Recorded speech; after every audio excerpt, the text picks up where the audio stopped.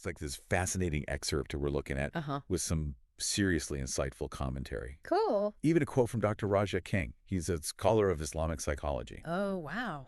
We're going to tackle like the big stuff. Okay. How does the Quran, Yeah. balance Allah's will with our own responsibility Yeah, that's a to make the right choices? big one. It is a big one. For sure. Right.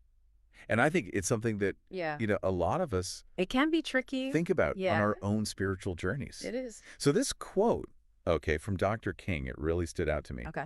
He says, "You cannot encourage misguidance to misguided people such as Hinduism, Buddhism, Christianity, etc. Right. You want to encourage them to choose Islam.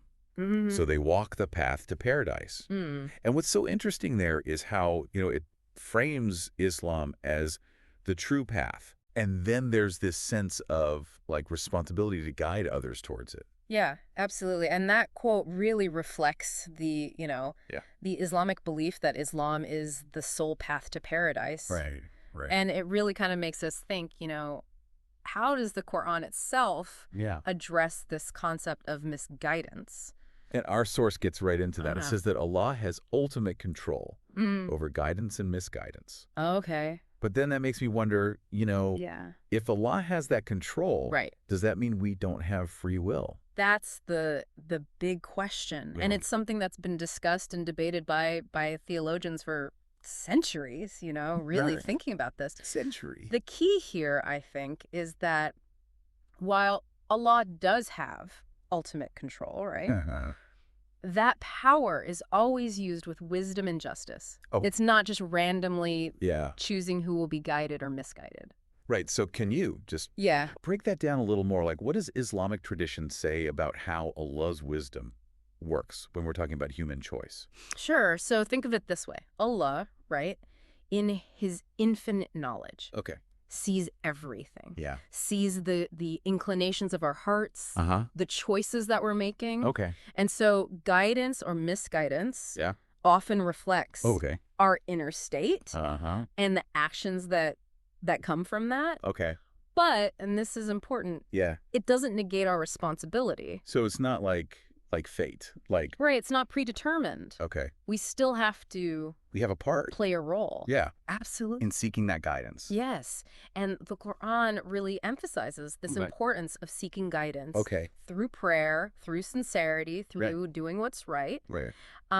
There's even a verse in Surah Al-Fatiha, which is the opening chapter of the Quran. Muslims recite it in every prayer. Every prayer. And in that surah, there's a verse specifically asking Allah, guide us to the straight path. Wow. And so this act of seeking guidance is a form of choosing guidance. So, I mean, even in that, it's like we're already making a choice to be on that path. Exactly. And it makes me think that, sometimes we might be headed towards misguidance without even realizing it. Right. Like if we're, letting our desires control. Our desires, exactly. Instead of aligning ourselves. Aligning with Allah's will. With Allah's will. Yeah, that's a big one. Absolutely. It's not as if, misguidance is always something that is forced on someone. It's a natural consequence of turning away from the truth and choosing to follow those whims and desires instead of seeking guidance from Allah and his messenger. Yeah. And speaking of challenges, our source also talks about the role of Satan, which is kind of fascinating and kind of scary at the same time. It can be. It can be, right? It's like this malevolent force that's always, trying to lead us astray. Yeah. But it's important to remember that his power is limited. So we're not just puppets. We're not puppets, no. Okay, good. He can whisper suggestions and he can exploit our weaknesses. Right. But ultimately, the Quran gives us clear ways to resist. Okay, like what? One of the most powerful ways is remembering Allah through prayer, through recitation of the Quran, reflecting on his signs in creation. So it's like all of these... Putting on the spiritual armor. Spiritual armor, exactly. And the Sunnah, too, right? Absolutely. The Prophet Muhammad's teachings. Yes. The teachings and practices. They give us, practical guidance. Practical guidance for life. Yeah. For every aspect. And that's reassuring because it means that misguidance isn't this punishment. It's not a punishment. From Allah. It's a consequence of our actions. Of the choices we make. Exactly. Okay, that makes a lot of sense. And Allah is merciful, always provides opportunities for repentance. Right. To turn back to the right path.